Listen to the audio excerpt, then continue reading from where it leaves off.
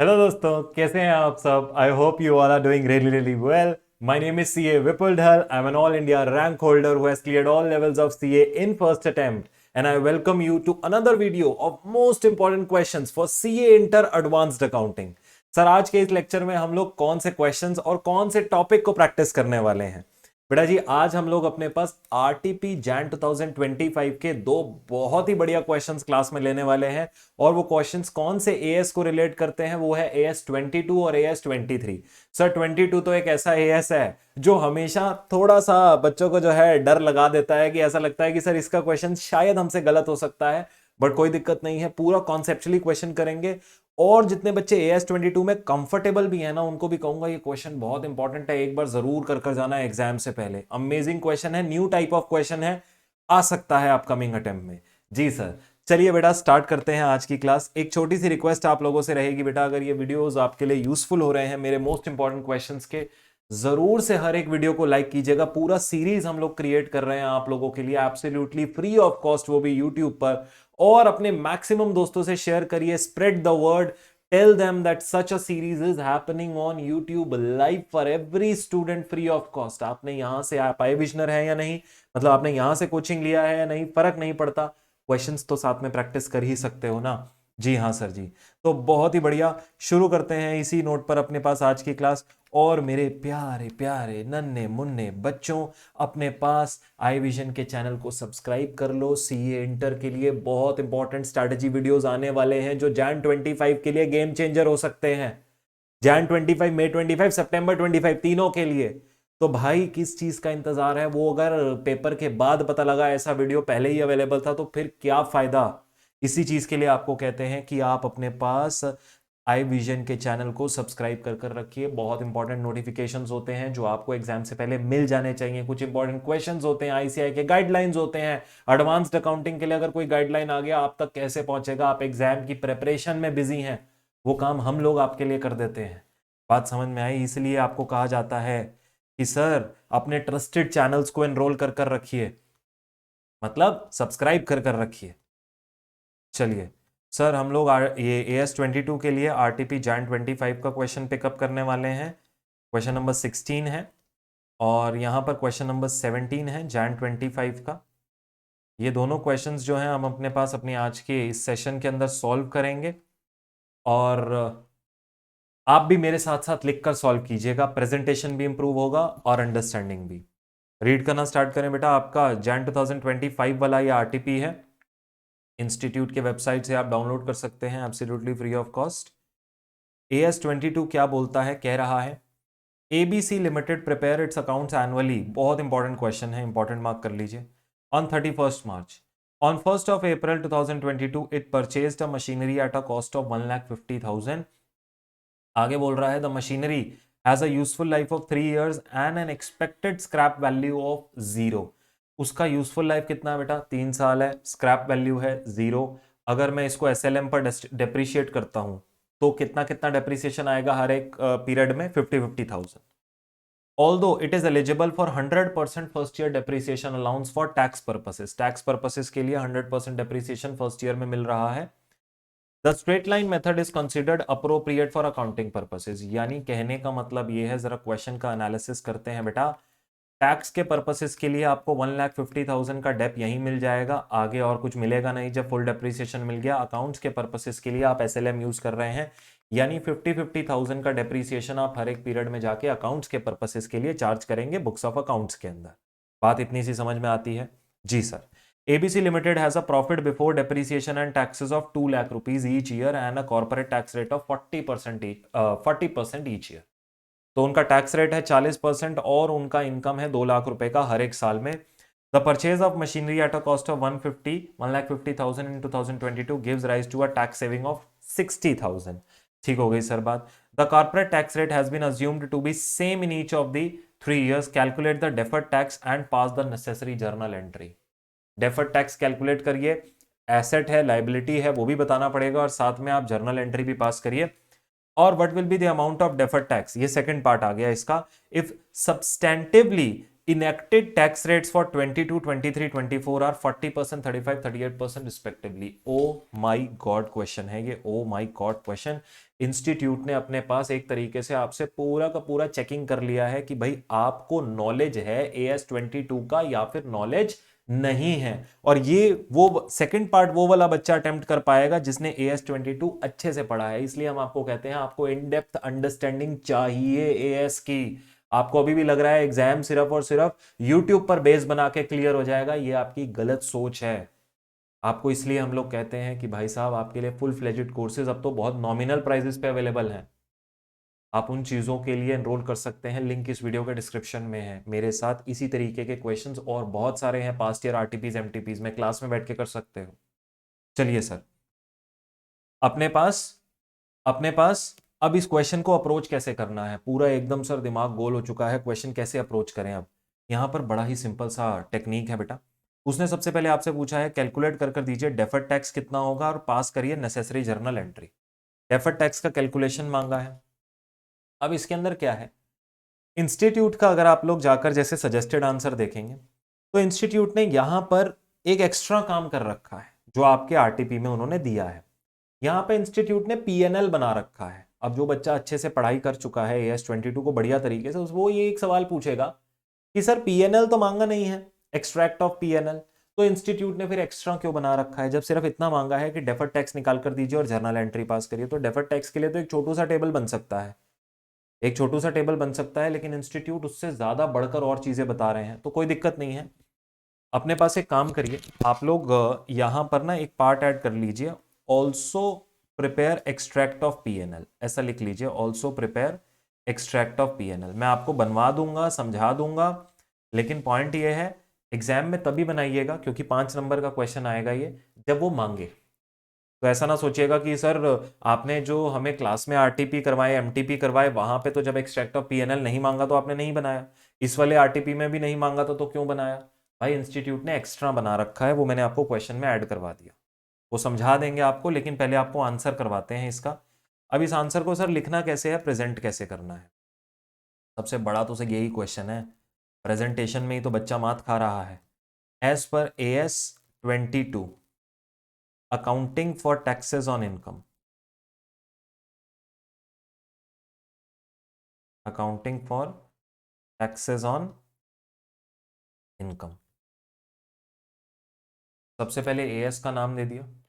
अब इसके अंदर हम यहां पर देंगे the computation for deferred tax would be as follows, the computation of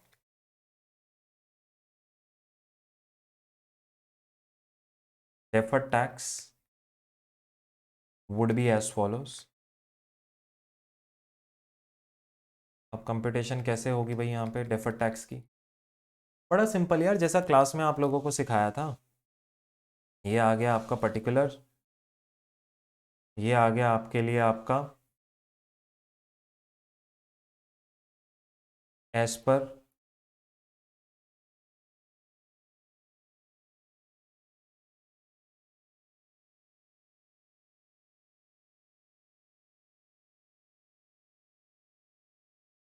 year 1, year 2, year 3 as per tax record,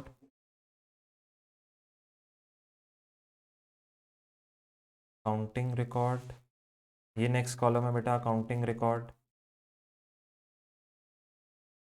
timing difference,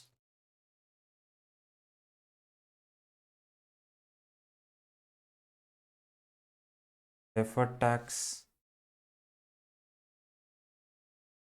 का नेचर और डेफर्ड टैक्स का अमाउंट।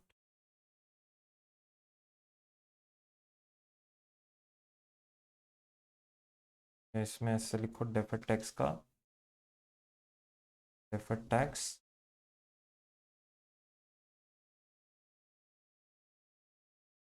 अमाउंट, ठीक है, कोई दिक्कत नहीं है। सबसे पहले हमारे पास यहाँ पर आ रहा है पर्टिकुलर्स के, यहाँ पे आप लिख दीजिएगा डेप्रीसिएशन का फर्क है। एक ही आइटम है क्योंकि अगर मल्टीपल होते तो बात आती, यहाँ पे सिर्फ डेप्रीसिएशन का आइटम है। फर्स्ट ईयर में एज पर टैक्स रिकॉर्ड्स कितना डेप्रीसिएशन मिल रहा है, 1,50,000 का। अकाउंटिंग रिकॉर्ड्स में कितना मिल रहा है 50,000 का। देखो फर्स्ट ईयर में उन्होंने कहा टैक्स में पूरा मिल जाएगा, सेकेंड ईयर में जीरो मिलेगा, थर्ड ईयर में जीरो मिलेगा, और अकाउंटिंग रिकॉर्ड्स में 50,000 आपको यहाँ पे डेप्रिसिएशन मिलेगा। ठीक है, अब फर्स्ट ईयर में तुम्हारा टाइमिंग डिफरेंस कितना जनरेट हो गया 1 लाख रुपीज का। फर्स्ट ईयर में तुमको 1 लाख का एक तरीके से डिडक्शन मिल गया, लेकिन 1 लाख का एक्स्ट्रा डिडक्शन मिल गया तुमको फर्स्ट ईयर में एक तरीके से, और तुमको टैक्स कम देना पड़ा। लेकिन क्या इस 1 लाख पे फ्यूचर पीरियड में टैक्स देना पड़ेगा? The answer is yes. हम कैसे जज करते हैं डीटीए है डीटीएल है? याद करो उस बात को, अपने क्लास के डिस्कशन को। सर हम इस तरीके से जज करते हैं कि आज मुझे ज्यादा एक्सपेंस अलाउ हो गया है, कल ये मुझे अलाउ नहीं होंगे टैक्स में क्योंकि आज सारा मिल गया, लेकिन अकाउंटिंग में आ रहा होगा। तो आज मुझे टैक्स कम देना पड़ रहा है, लेकिन फ्यूचर में मुझे टैक्स ज्यादा देना पड़ेगा क्योंकि फ्यूचर में ये एक्सपेंस अलाउ नहीं होगा क्योंकि आज 100% हो रहा है। तो मैं अपने पास एक डेफर्ड टैक्स लायबिलिटी जनरेट करके चलता हूं कि भाई आज नहीं तो मेरे को कल तो देना ही पड़ेगा। तो इसके ऊपर मेरा डीटीए का नेचर क्या बनेगा? क्रिएशन ऑफ डीटीएल हुआ यहां पे मेरे पास। क्या हुआ? क्रिएशन ऑफ डीटीएल हुआ। और अमाउंट कितना होगा मेरे बेटे? इसके ऊपर 1 लाख के ऊपर मेरा 40% यानी 40,000 रुपीज का मेरा यहाँ पे डीटीएल क्रिएट हुआ। उसके बाद सेकंड ईयर में जाके मेरा टाइमिंग डिफरेंस हो गया -50,000, दिस माइनस दिस -50,000 हो गया। अब जो मैंने लास्ट ईयर में एक्स्ट्रा एक्सपेंस लिया हुआ था डेप्रिसिएशन का, वो इस साल नहीं मिला, तो जो मैंने लाइबिलिटी क्रिएट करी थी उसके बदले इस साल मेरा टैक्स चला जाएगा। तो यहाँ पे मेरा एक रिवर्सल होएगा लाइबिलिटी का, रिवर्सल ऑफ डीटीएल। कितने का रिवर्सल होगा? 50,000 इंटू 40% विच इज -20,000 का मेरा इस साल रिवर्सल हो गया। और नेक्स्ट ईयर में भी यही है, reversal of DTL 50,000 into 40% which is 20,000। ये मेरा डेफर्ड टैक्स का अमाउंट है जो मेरे PNL में आपको दिख रहा होगा। इसके बाद मैं एक लाइन और लिखूंगा, further the balance of deferred tax liability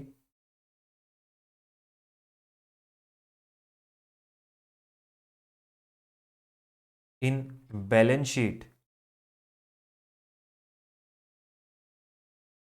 would be as follows, would be as follows। Year 1 में आपको कितना बैलेंस दिखेगा DTL का? 40,000। ईयर 2 में आपको कितना बैलेंस दिखेगा? देखो भाई 40,000 में से जब 20,000 का रिवर्सल हो जाएगा तो मेरे प्यारे प्यारे बच्चों आपको 20,000 का बैलेंस दिखेगा। और ईयर 3 में भी आपको कितना बैलेंस दिखेगा मेरे बेटे? 40,000, ओ सॉरी 20,000 का बैलेंस बचा हुआ है, उसमें से 20,000 और रिवर्स हो रहा है क्योंकि यहाँ बैलेंस 20,000 बचा था ना, 20,000 रिवर्स हो रहा है, तो जीरो बैलेंस दिखेगा DTL का। अब मैंने एग्जामिनर को क्या इंफॉर्मेशन दिया? प्रेजेंटेशन ही सबसे ज्यादा क्रिटिकल चीज होती है। एग्जामिनर ने मुझे कहा था calculate deferred tax and pass the journal entry. Journal entry वाले पोर्शन पे नहीं गया, उसने कहा कैलकुलेट द डेफर्ड टैक्स। मैंने भाई को क्या बताया? मैंने कहा एग्जामिनर जी मैंने आपको वो नंबर दे दिया डेफर्ड टैक्स अमाउंट, तभी मैं वहां पे कह रहा था कि एक बैलेंस का भी, जब मैं यहाँ पे बोला था कि बैलेंस का कॉलम बनाए या वो, तो हमने बैलेंस अलग से उसको बता दिया, बैलेंस भी बता दिया, PNL का नंबर भी बता दिया। ये अमाउंट कॉलम में मैंने उसको PNL का इम्पैक्ट दिया कि फर्स्ट ईयर इतना दिखेगा, सेकंड ईयर इतना रिवर्स होगा, थर्ड ईयर इतना रिवर्स होगा, और मेरी बैलेंस शीट में कितना नंबर जाएगा वो भी मैं उसको दे आया। अब उसके पास स्कोप नहीं बचता, उसको PNL और बैलेंस शीट दोनों का इंपैक्ट पता लग गया। मुझे क्लैरिटी नहीं था ना, उसने बोला था डेफर्ड टैक्स के बारे में बताओ, कैलकुलेट डेफर्ड टैक्स, नहीं पता था, मैंने PNL बैलेंस शीट दोनों का इंपैक्ट दे दिया। कितनी देर लगी मेरे को अगर आता होगा तो ये 2 से 2.5 या मैक्सिमम 3 मिनट में आप इतना लिख सकते हो। समझ में आ गई बात? अगली बात उसने आपसे क्या पूछी? अगली बात कहता है भाई साहब ये तो आपने कर लिया, जर्नल एंट्री भी करके दिखाओ।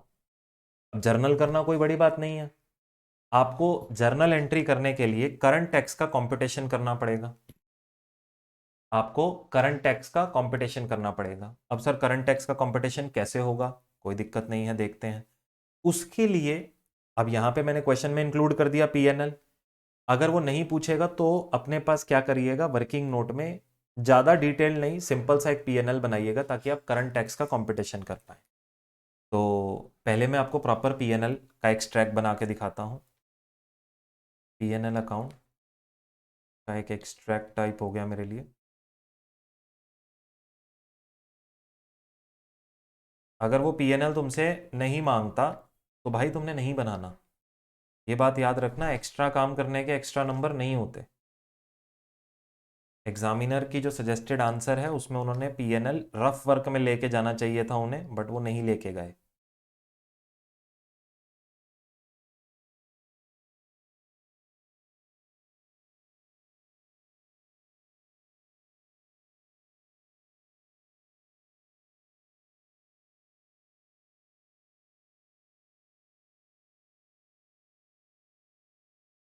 पर्टिकुलर्स,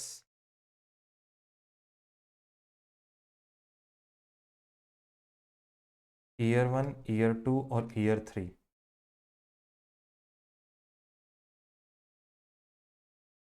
चलिए, अब उसने मुझे कहा है मेरा profit before depreciation and tax कितना है। दिया है उसने 2 लाख रुपए है हर एक साल का, और 40% मेरा टैक्स रेट है। सर कोई दिक्कत नहीं है। सो मैं यहाँ लिखूंगा profit before depreciation and tax.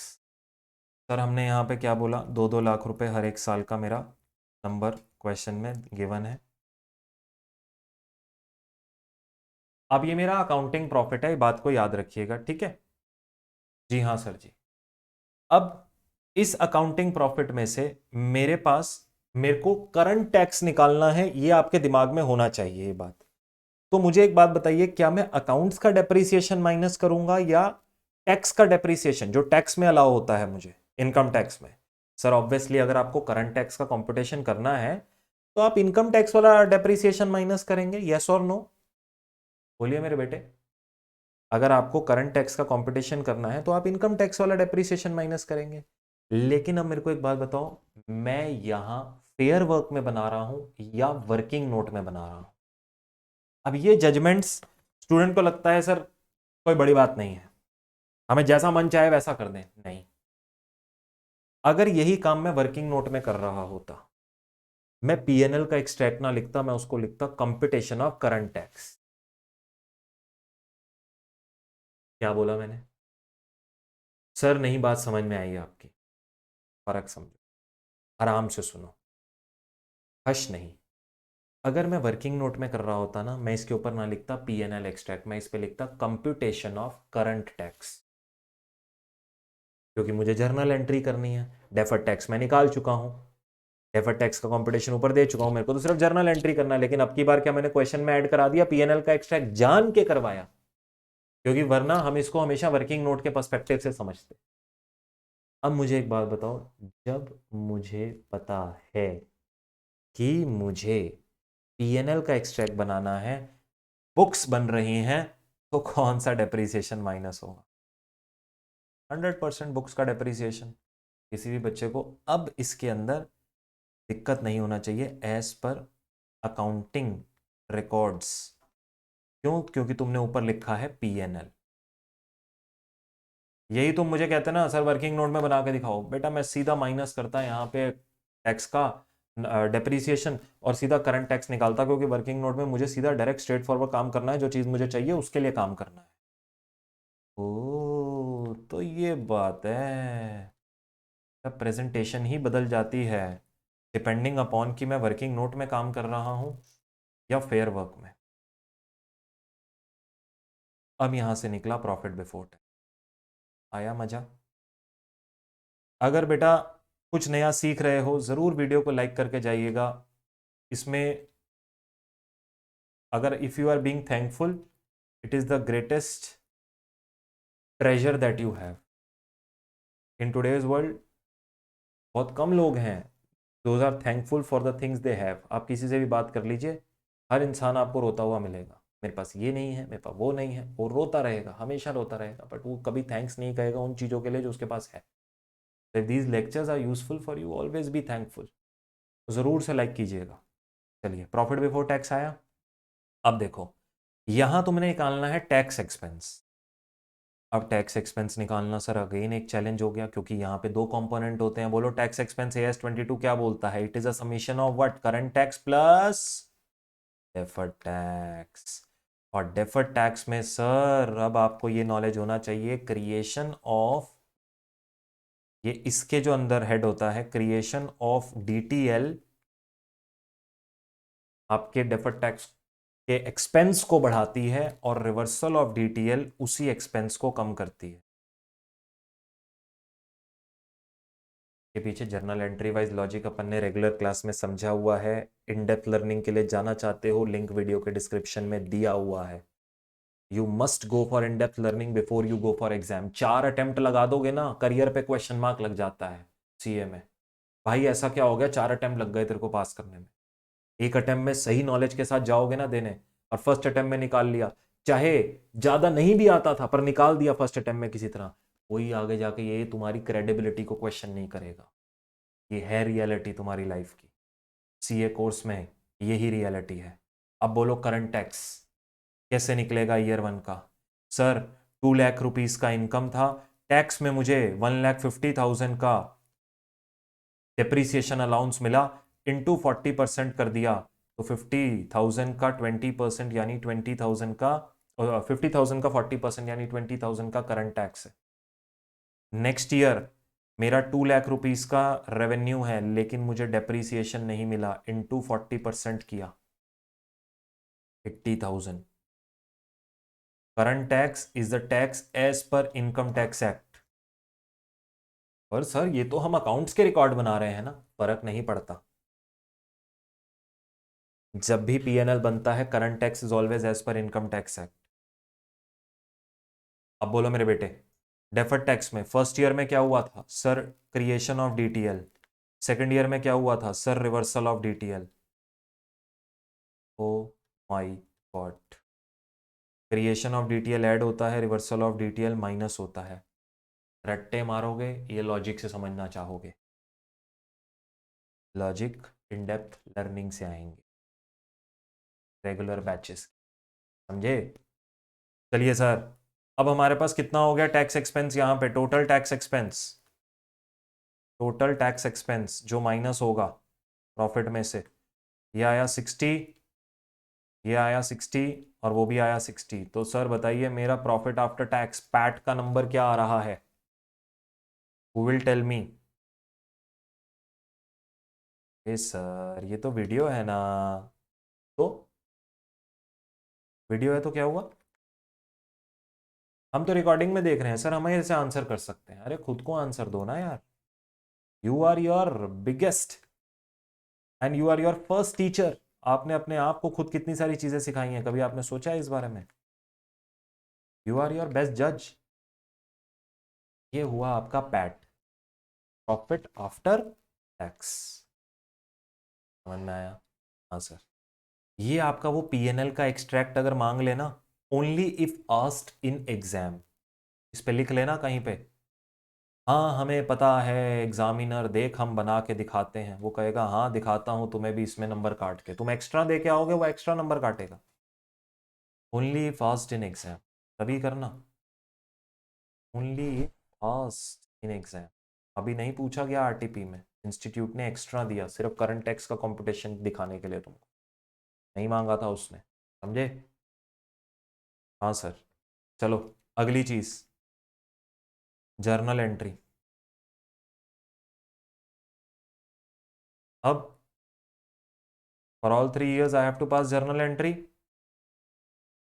हाँ सर। तो बोलो कैसे पास करोगे? अरे अगर हमें आता होता तो हम आपका ये लेक्चर थोड़ी देख रहे होते। अटेम्प्ट अपना CA का अटेम्प्ट ना चला रहे होते वहां पे, उसकी प्रिपरेशन ना कर रहे होते। चलो कोई दिक्कत नहीं।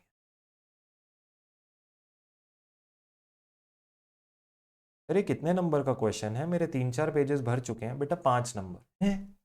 5 नंबर का क्वेश्चन? तो कैसी कैसी बात करते हो, इतना लंबा? हाँ P&L नहीं बनाना था ना, वही तो तुम्हें कह रहा था।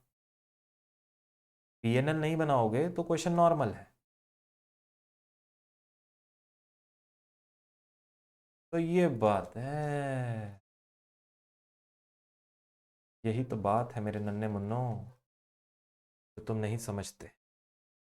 चलो, ईयर वन बताओ अब। एंट्री क्या होगी करंट टैक्स की? जर्नल एंट्री, फटाफट से। सर, टैक्स एक एक्सपेंस की तरह है, so P N L account debit to current tax payable, liability create कर देंगे,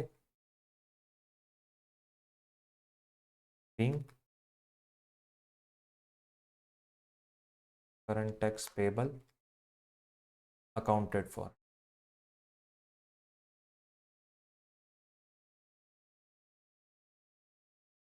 कितना आया था फर्स्ट ईयर में? 20,000। सर हो गई ईयर वन की एंट्री? ना मेरे बेटे ना, अभी और एक एंट्री आएगी। कौन सी वाली सर? बेटा डेफर्ड टैक्स को भूल गए क्या? ओ, डेफर्ड टैक्स लाइबिलिटी के क्रिएशन की एंट्री क्या लिखवाई है तुम्हारे नोट्स में? कौन से वाले? अरे जो क्लास में लिखवाए थे। अच्छा अच्छा अच्छा। Sir P N L account debit to deferred tax liability being DTL created.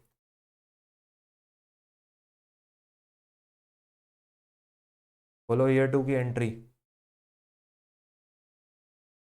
Same entry होनी है बेटा, P N L account debit, expense है तुम्हारा ये current tax, to current tax payable. कितना निकाला था ईयर टू में बताओ? 80,000।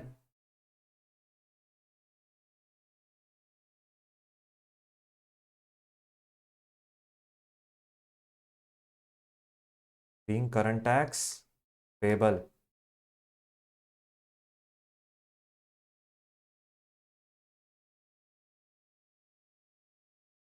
अच्छा, उसके बाद? उसके बाद बताओ। सर डीटीएल की एंट्री, अब तो यहाँ रिवर्सल आ रहा है ना बेटा? हाँ सर हाँ, reversal of deferred tax liability, deferred tax liability account debit. ये देखो लाइबिलिटी, बोलो थंब रूल याद करो। चलो मैं नहीं बोलूँगा, तुम थंब रूल याद करो।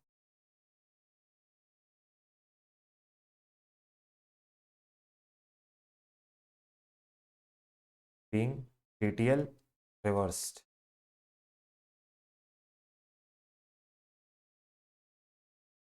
चलो जी, आगे बताओ। ईयर नंबर 3 क्या रहेगा यहाँ पे? P N L account debit to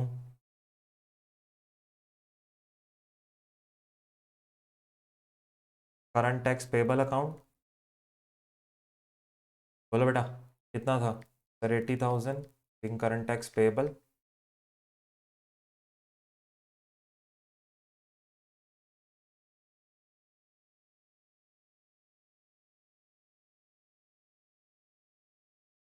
DTL का रिवर्सल,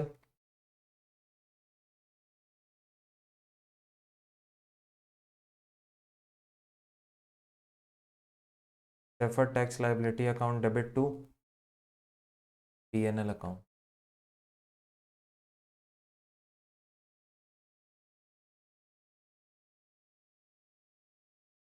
बीइंग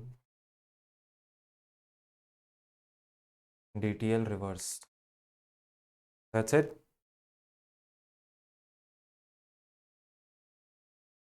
चलिए मेरे बेटे, जर्नल एंट्री वाला पार्ट खत्म हो गया। अब वो आपसे उसने एक और पार्ट बोला था, what will be the amount of deferred tax if substantively enacted tax rates for 2022, 23, 24 are 40, 35 and 38%। इसमें एक प्रोविजन हमने पढ़ा था, डेफर्ड टैक्स एसेट या लाइबिलिटी कौन से रेट पे क्रिएट होता है? It is usually created at the tax, the current tax rates that are applicable. जब हमने आपको ये बताया था कि भाई मैट रेट पे नहीं बनता DTL, DTL is created at the tax rates that are enacted. But उसमें एक प्रोविजो भी था। क्या प्रोविजो था? हाउएवर, अगर कोई ऐसी इनेक्टमेंट्स हैं जिसके लिए जो आपको सब्सटेंटिवली लगती हैं कि भाई ये तो आएगा ही आएगा, तो उस हिसाब से आप फिर अपने वो सब्सटेंटिव टैक्स रेट्स पर डीटीएल क्रिएट करेंगे। जो आपको पता है कि जैसे हमने एग्जांपल दिया था कि भी फरवरी में फाइनेंस एक्ट आया तुम्हारे पास उस ईयर का, और तुम्हें लग रहा है कि भाई, तुम्हें लग क्या रहा है भाई, प्रपोज हो चुका है कि इनकम टैक्स रेट चेंज हो रहे हैं अगले साल से, तो तुम जो अपना डीटीएल क्रिएट करोगे वो अपने अपडेटेड रेट्स पे क्रिएट करोगे। बात समझ में आई? जी हाँ सर जी। अब उसने वही चीज यहाँ पे टेस्ट कर ली, पहला first of its kind question है ये यहाँ का, जहां पर उसने ये चीज को अपने पास टेस्ट किया है तुमसे 40, 35 और 38% बना के। तो फर्स्ट ईयर हमारा डीटीएल कितना बनेगा?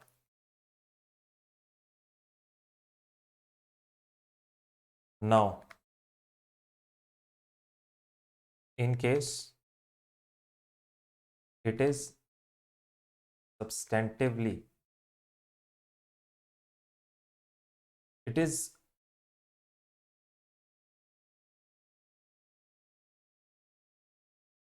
in case it is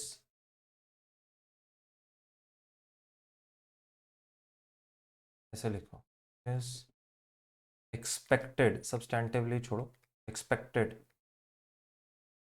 that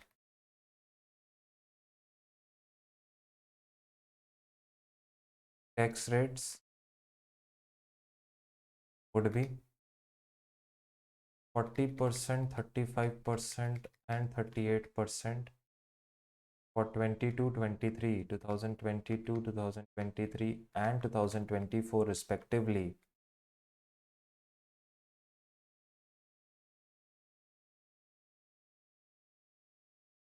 Impact of DTL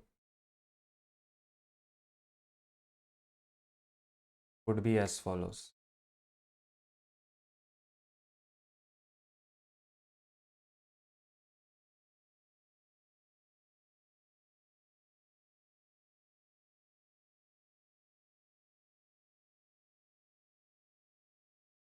सबसे पहले तो बैलेंस नंबर ऐसे करके लिख दो 1, balance of DTL in balance sheet, फिर पीएनएल का इम्पैक्ट भी देंगे, दोनों बताएंगे। ईयर वन में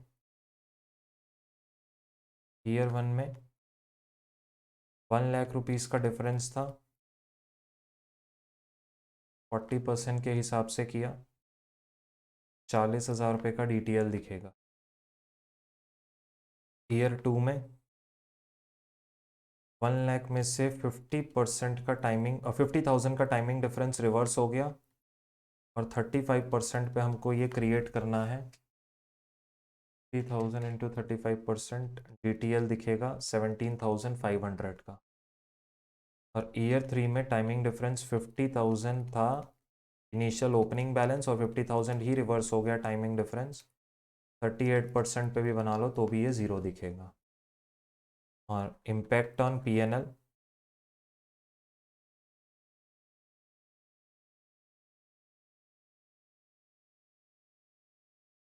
would be as follows. PNL का इम्पैक्ट क्या होगा? ईयर वन में, क्योंकि पीएनएल में यहाँ डीटीएल का क्रिएशन हो रहा है ईयर वन में, PNL to be debited by ₹40,000। First year में पीएनएल डेबिट होगा 40,000 से। जैसे ऊपर जर्नल एंट्री किया ना डीटीएल क्रिएशन के लिए, देखो ना पीएनएल डेबिट टू डीटीएल किया 40,000। अब नेक्स्ट ईयर से डीटीएल का रिवर्सल आना है, तो पीएनएल अकाउंट वुड बी कैसे, to be credited by rupees, कितने से क्रेडिट होगा? अब देखो 40,000 का इनिशियली बनाया था, ईयर टू के एंड में 17,500 का बैलेंस होना चाहिए, तो कितने से उसको हमने रिवर्स करना है? खुद सोच के देखो ना भाई, 40,000 ओपनिंग बैलेंस था और क्लोजिंग बैलेंस 17,500 होना चाहिए, तो अपन को रिवर्स कितना करना है? 22,500।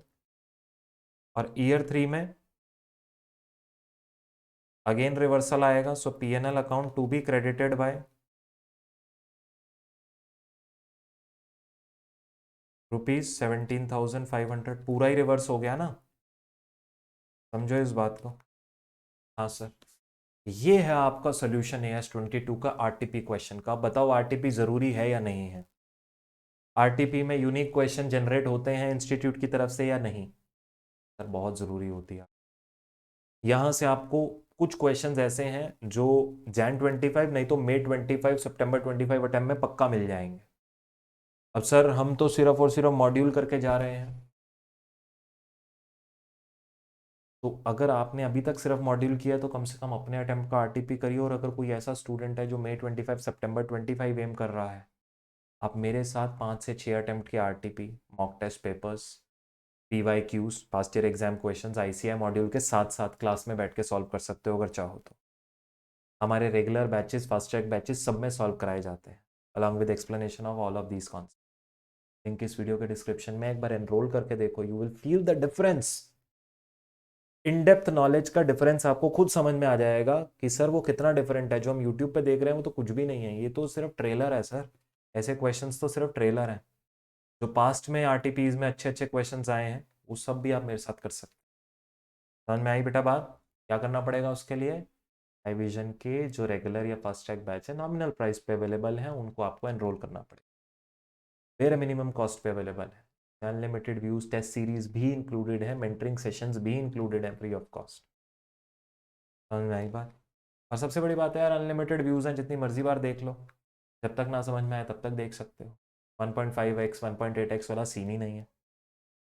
सिंपल हो गई बात। अगला क्वेश्चन करें। अरे सर ये तो बड़ा मुश्किल क्वेश्चन था, 5 नंबर में हम कैसे करेंगे 16वां क्वेश्चन? देखो, अगर ये क्वेश्चन 5 नंबर में आ जाए तुम्हारे अटेम्प्ट में, भाई पीएनएल का एक्सट्रैक्ट बिल्कुल मत बनाना। सिर्फ रफ वर्क में ये करंट टैक्स का कंपटीशन करके, और रफ वर्क मतलब वर्किंग नोट, नालायक कहीं रफ वर्क समझ ले कि रफ शीट पे करना है, नहीं नहीं, वर्किंग नोट में करंट टैक्स का कंपटीशन दिखा देना, काम खत्म बस। ये इतना लिख के दिखा देना जितना मैंने येलो किया है, ये वर्किंग नोट में करके दिखा देना, दैट्स ऑल, हो जाएगा काम। ये पीएनएल इसलिए बनाया तुमको दिखाने के लिए कि देखो इंस्टीट्यूट ने ओवर प्रेजेंटेशन किया हो, इतनी ज़रूरत नहीं है तुमको करने की, मांगा ही नहीं उन्होंने। पीएनएल तब बनाना जब वो मांगे, और अगर उन्होंने 5 नंबर में पीएनएल भी मांग लिया, जो वो नहीं मांगेंगे, 10 नंबर पे ही जाएंगे अगर पीएनएल मांगा, बेटा फिर तो समझ लेना पेपर लेंदी आया है तुम्हारा, स्पीड बढ़ा लेना अपनी। समझ गए स्ट्रेटजी? जी हाँ सर जी। चलो AS23 पे चलें। कौन सा एएस है? Accounting for investment in associates in consolidated financial statements. Associate की accounting. A Limited invested 1 lakh to acquire 10% stake in B Limited. Investment 1 later invested 3 lakh to acquire additional 30%. Investment 2, the net asset value of B Limited at respective investment date was इतना इतना. Determine whether B Limited is an associate. पहला question है ये आपके लिए. Also calculate goodwill arising on acquisition of associate. दूसरा question है, मतलब इंस्टीट्यूट ने केस बेस्ड क्वेश्चन आपसे मांगा है, यहाँ आपको पूरा प्रोविजन देना पड़ेगा और साथ में कैलकुलेशन भी देनी पड़ेगी गुडविल की। अब सर यहाँ अगेन प्रेजेंटेशन हमें मार जाती है। कैसे? हम सिर्फ गुडविल कंपटीशन दिखाए आते हैं और फिर कहते हैं ला दे इंस्टीट्यूट 5 नंबर। इंस्टीट्यूट कहता है नेक्स्ट अटेम्प्ट। अब सर प्रेजेंटेशन कैसे देनी है S23 का? क्वेश्चन नंबर 17 है, आरटीपी जैन 25। क्या बोलता है? एज पर AS23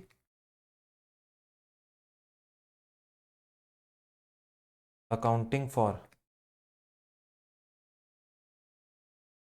investment in associates in consolidated financial statement.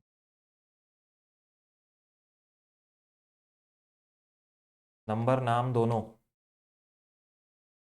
Her question में आपने देने हैं। Accounting for investment in associates in consolidated financial statement and enterprise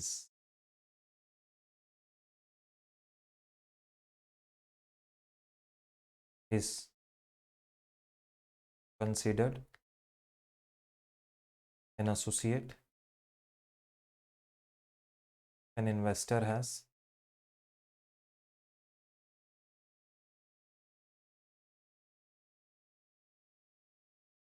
substantial interest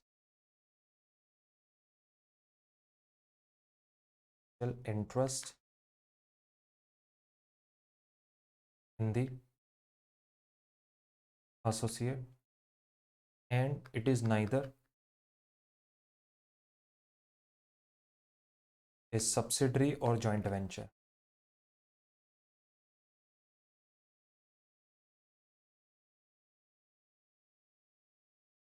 Full stop.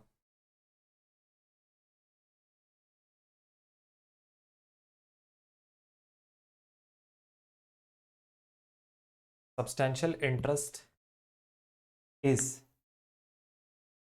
generated through ownership, statute, or an agreement. Full stop.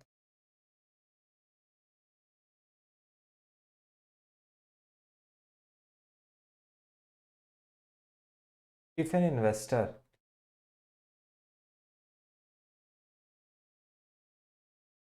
holds 20% or more of the voting rights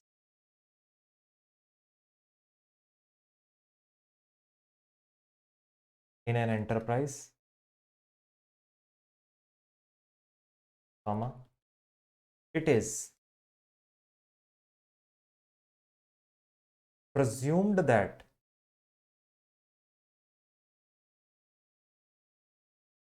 investor has substantial interest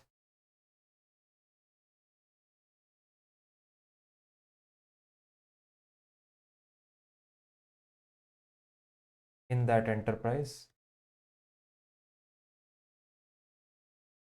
comma, until otherwise proved. Until otherwise proved मतलब कि प्रेज्यूम कर लिया जाएगा कि आपका substantial interest है, अगर नहीं है तो प्रूव करो. Until otherwise proved. समझ में आ गई बात? In the present scenario,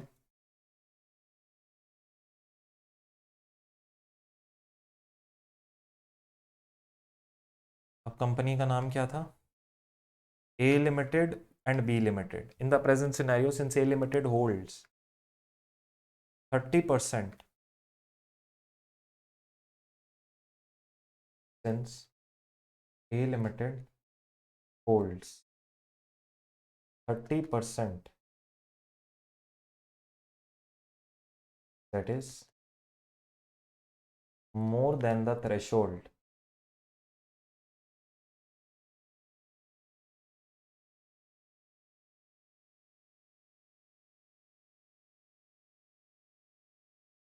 in bracket close in B Limited, comma, it is presumed that A Limited has substantial interest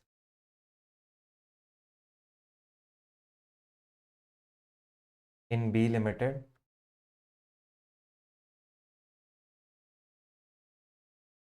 and that B Limited is an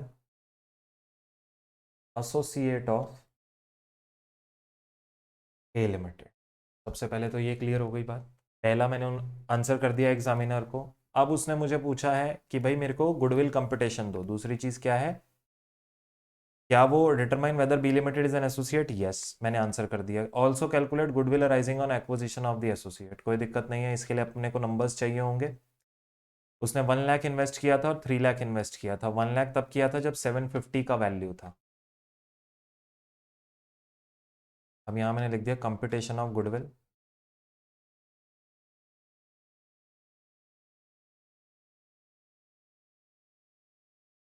particulars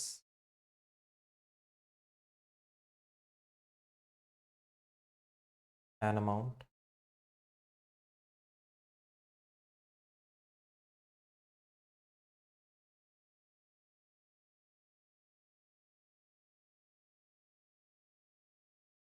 particulars an amount. सबसे पहला आ रहा है investment number 1,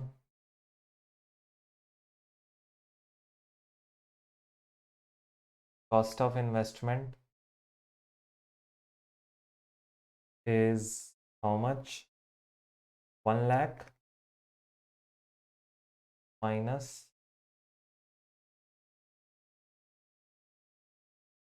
take acquired, ऐसा करके लिख दीजिए, stake in B limited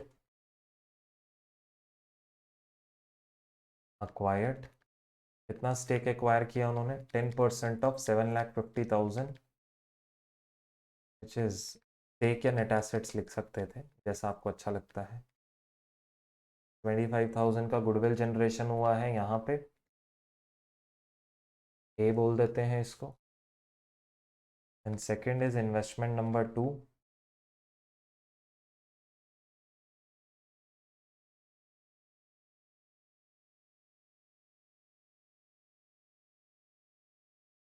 cost of investment was 3 lakh rupees और नेट एसेट्स से 12,50,000। ठीक है, ऐसा लिख दीजिए, net asset B limited acquired 20% of 12,50,000, 2,50,000 हो गया। 50,000 का और गुडविल जनरेशन हुआ।